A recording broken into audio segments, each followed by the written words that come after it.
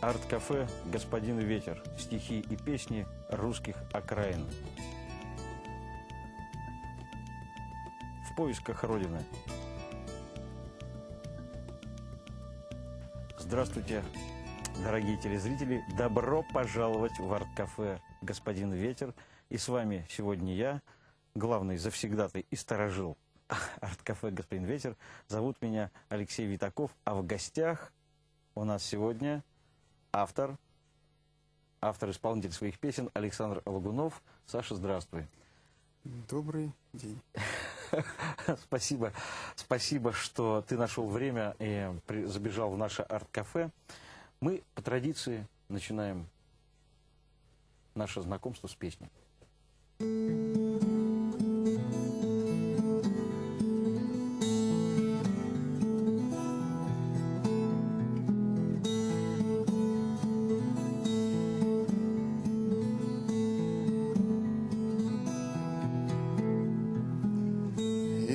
Голос из былого далека позовет меня в серебряный исток, и тонкой нитью в завороженных руках запоет за узелочком узелок.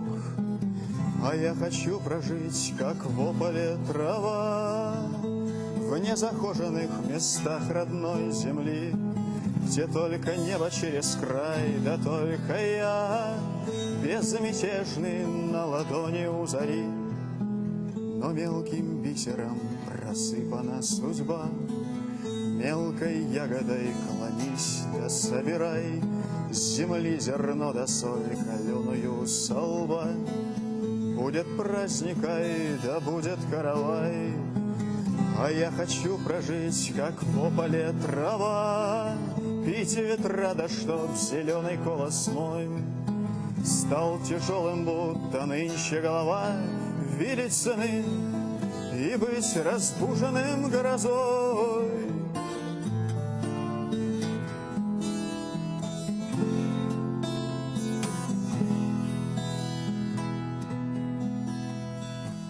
А что ношу до срока, что всегда со мной, того не скрою, да и не тяжел мой крест, то мне бесценный дар на долгий путь земной. Как сберегу его, так и держать ответ. А я хочу прожить, как в ополе трава, золоченым злаком на закат отдать поклон за тишину, за плачи птичьи и права, за ожидание вовеки испокон. Я человек, и я хочу прожить, корнями предков прорастая в землю, на все ветра роняя семена, тянуться к солнцу из неба пить, целебной силой наполняя стебли во все века, в любые времена. Жить полной грудью, пристально и верно. Я человек, я в ополе трава.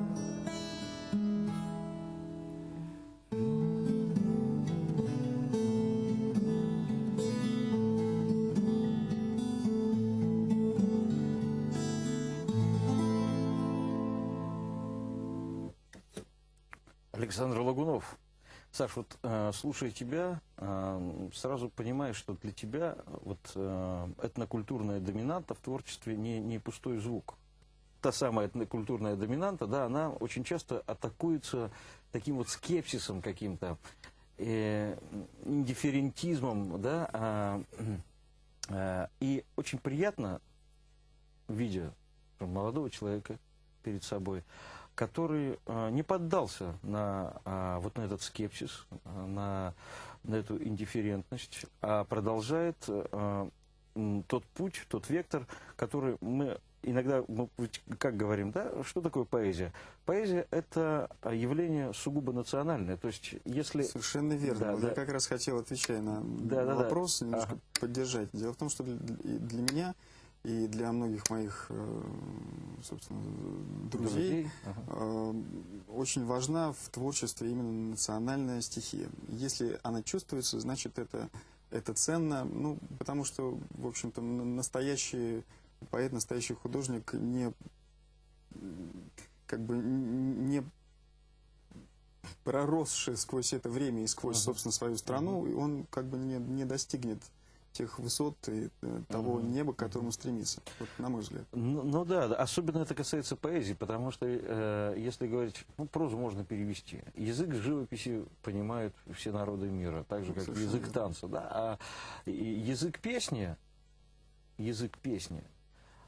понимают далеко не все. То есть мы иногда восхищены или находимся под обаянием там, мелодики, там, допустим, тех же Битлов или там Black Mars Night там, или еще чего-то. Но все равно хотелось бы узнать, да, о чем они там поют, что у них там за проблема. А у нас в России песня – это всегда явление поэтическое. Вот, причем начинаешь, там идешь по деревне, там, спрашиваешь у пастуха, какая песня тебе больше понравилась. Вот идут два пастуха, один шотландский, другой русский, да, а шотландский скажет, там, где хорошо волынка звучала, да, а русский скажет, там, где слова хорошие. За душу, чтобы душа развернулась, да, а это только слово. Как не банально, но факт, действительно. Да, то есть мы вообще, народ-то вербальный, по сути дела, мы все соизмеряемся словом. И, видимо, да, то есть просто слово является, ну, в слове вообще существует, любого языка существует какой-то код, значит, в самых главных словах, то есть можно посмотреть, как что называется, и как бы главные круги, что ли, этого народа, да, главный какой-то сегмент культуры, ты уже можешь понять. Ну и самое главное, духовный стержень. Вот, известное дело, что, допустим, да, корень слова «человек», да, то есть, опять-таки, например, в латинских языках там human, да, соответственно, это прах. Вот. У нас человек немножко иначе переводится, поэтому вот, у нас как дитя рода, продолжение рода. То есть, ну, вот, все-таки язык, он задает какой-то тон. А у русских это... Так он задает судьбу, получается. Ну, не просто... Ну что ж, давай послушаем еще. Еще что-нибудь? Ну, давайте вот так вот споем еще одну песню. Значит, песня тоже одна из наиболее старых. Это, ну, скажем так, это мое ощущение истории.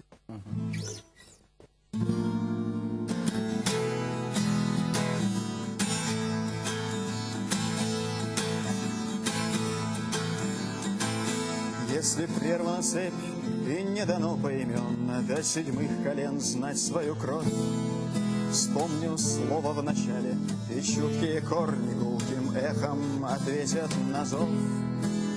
И наполнится влагою животворящей древо наше, и в сердце моем оживет весь мой род, и неведомый пращур, и свидетель последних времен. Так в бессмыслице смут и сомнений обретается соль бытия. История — это не время, история — это я.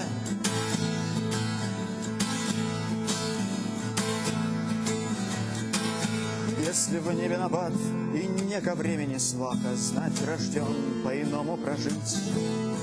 Кому степь до Орда, кому Стенькина плаха, кому стен крепостных рубежей. Локоть в локоть со мною стоят мои братья, глядя в Невский свинцовый простор. И тревожной зарей дышит в спину непрядва, и оскалены льды южных гор. Стоя на смерть за русские земли, по заветам за други своя. История — это не время, история — ты и я.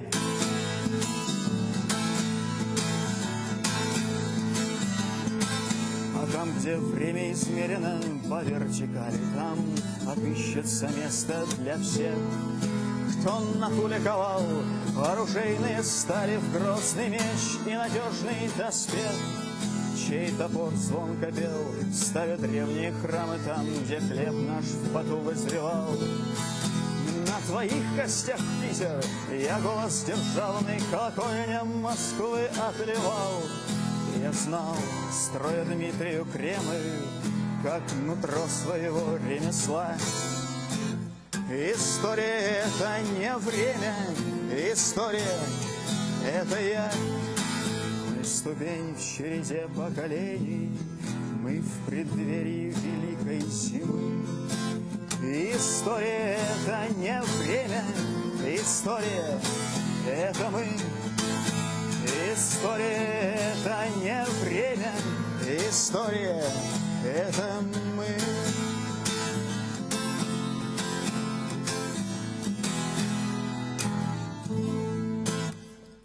Вот такая вот песня. Да, действительно, история — это мы. И тот, кто выстрелит в историю из пистолета, да, в того она обратно выстрелит из пушки. А вот скажи, пожалуйста, тебе знакомо такое движение? Вот сейчас вот в почвенческой среде появилась масса различных движений, там, вот, например, языческое движение, там, вдруг все стали себе, не все там, а появились люди, которые стали говорить, а мы вот язычники, и мы не хотим там, так сказать, ничего общего иметь с православием. Как ты вообще? К сожалению, у нас вот почему-то таким образом получается, что действительно очень многие связывают национальные корни прежде всего с корнями так называемой родноверы, вот эти вот, да? С корнями языческими, совершенно не замечая, что, в общем-то, все культурное богатство, которое, в общем-то, наша нация за долгие века нажила, оно все, собственно, происходит из христианской культуры. Да, в общем-то, можно и шире сказать, что в Европе, да, в общем-то, то же самое, то есть, как бы, даже, собственно, там, не знаю, там, чудо техники телевизора, в общем-то, можно сказать, это тоже христианская культура родила, в конце-то концов. Ну, да. Вот, то есть, на самом деле, ничего такого. Да, вообще-то Дарвин был верующим человеком. Опять-таки, да, и не только он. Вот, многие из ученых, да, кстати, тоже есть такой момент, что, собственно, чем человек глубже в тайну природы копает, тем, собственно, ближе тем яснее он понимает, что все это просто так зародиться не могло, что Бог Мне кажется, вот современные язычники, они даже не знают, чем занималось язычество вообще на Древней Руси до принятия христианства. То есть, что вообще-то были реально человеческие жертвоприношения. Безусловно, традиция уже давно прервалась такая, и, собственно, возрождение — это весьма печальный факт.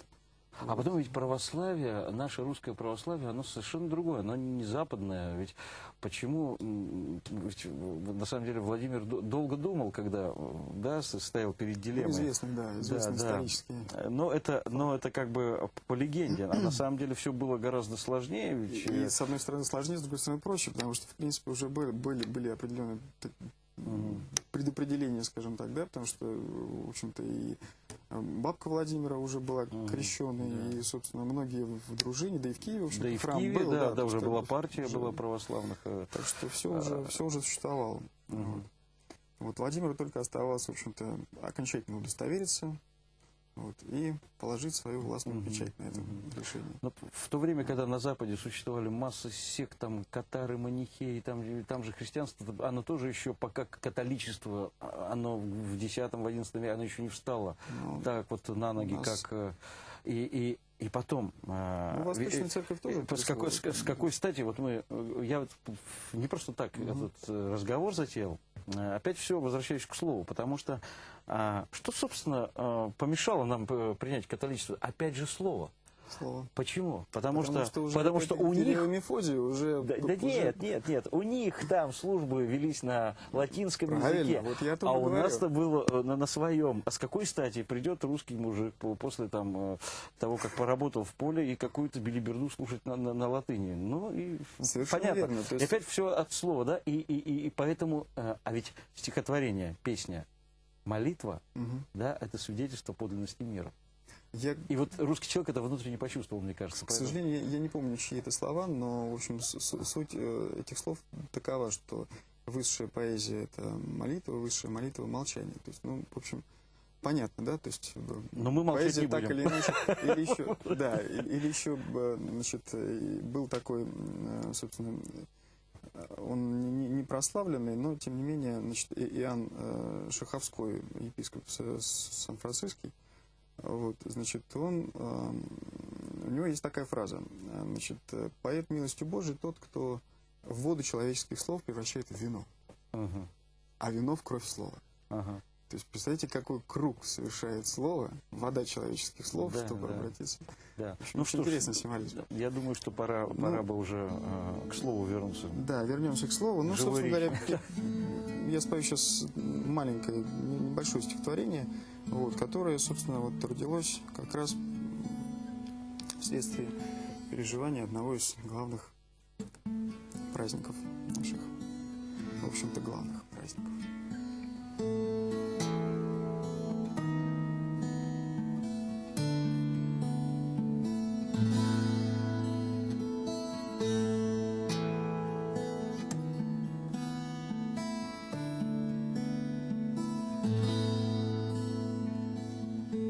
Слышу звон в полуночи, как от него я скроюсь.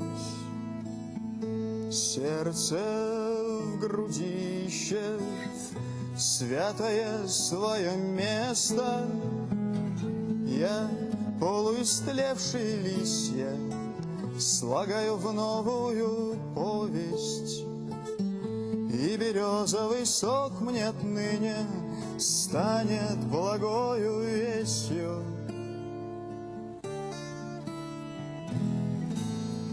И ни о чем ином я, брат, более не беспокоюсь. Из последних за 2000 лет известий для тебя и меня есть одна самая главная новость. Христос воскресе!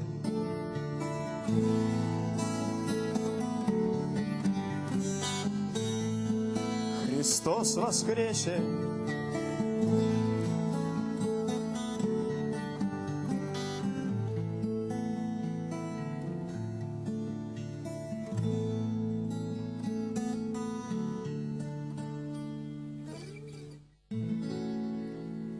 Александр Лагунов, вашему вниманию. Саш, вот у тебя родился ребенок.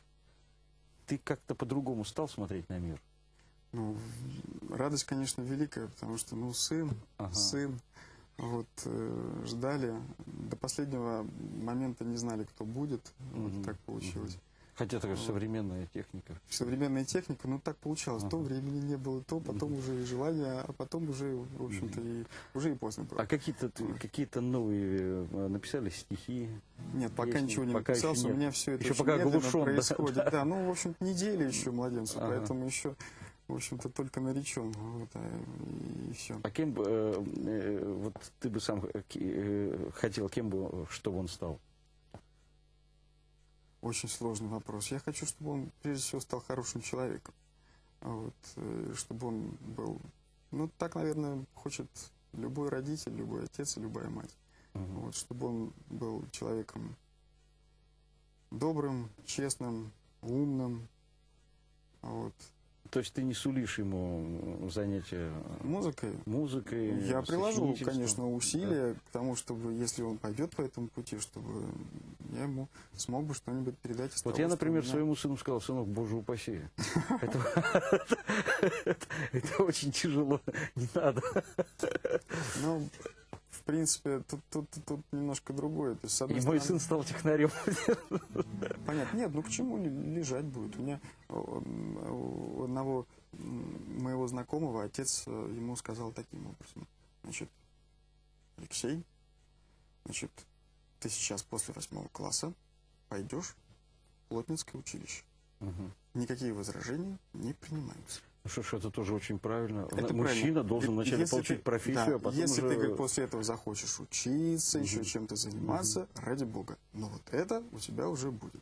Ну, это очень разумно, на самом деле. Разумно, и проработав там пару лет на стройке, человек устроился в багетную мастерскую, ну, это такие уже мелочи бытовые, но тем не менее, он прекрасный багетчик.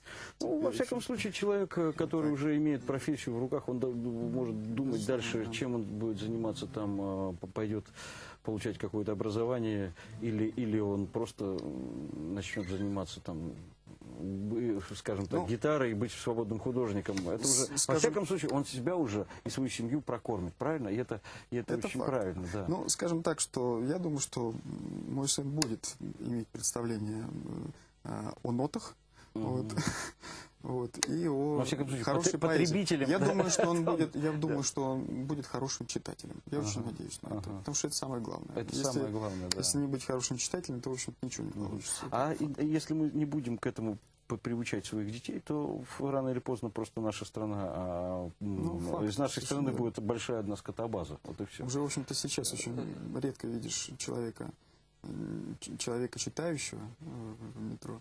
Вот, хотя вот все-таки разные бывают люди. Да, да. Иногда очень но приятно. сейчас интерес к художественному слову, особенно к поэзии, он просыпается. Я думаю, что и будет еще и дойдет очень до прозы, до хорошей. Ну, может быть, да. Вот. Согласен. Саша, не так много времени осталось.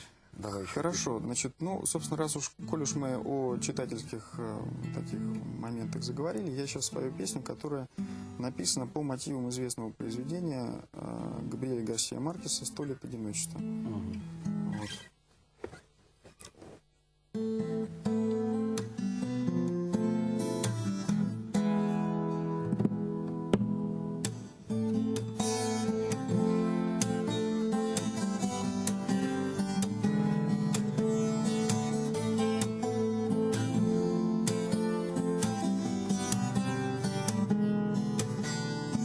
Мне снятся золотые корабли в рассветном море, юная душа моей земли, не помня горя, безмятежно спит на 3 китах, ветрами дышит, а наяву совсем теперь не так. Мой друг мне пишет всего 4 слова.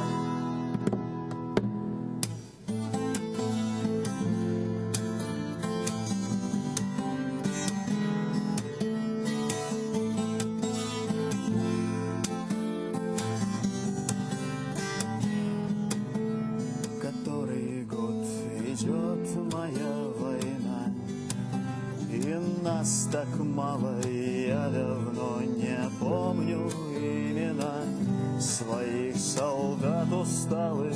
Но где ты, беспечальная звезда, твоих созвездий выше, в небе только темная вода.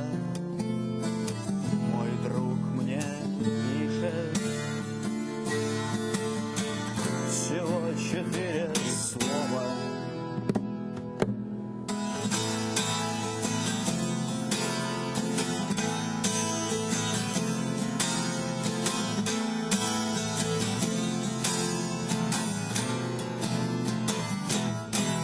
Я знаю, ничего не будет зря, казенные бумаги захлебнутся в сердце октября.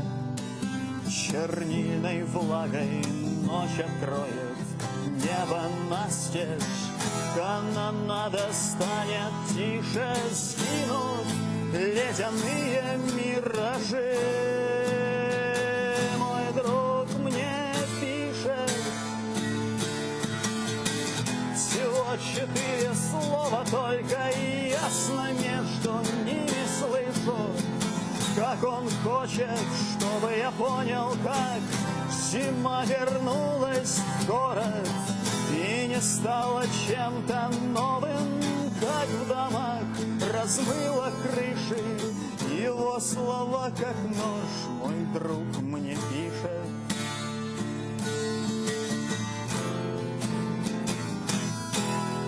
В Макондо идет дождь.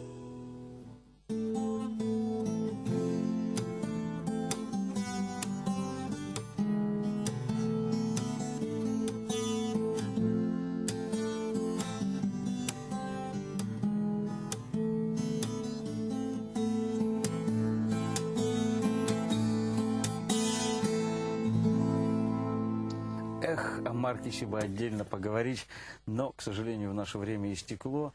Это был Александр Лагунов, и мы прощаемся с вами. До новых встреч, дорогие телезрители. До свидания.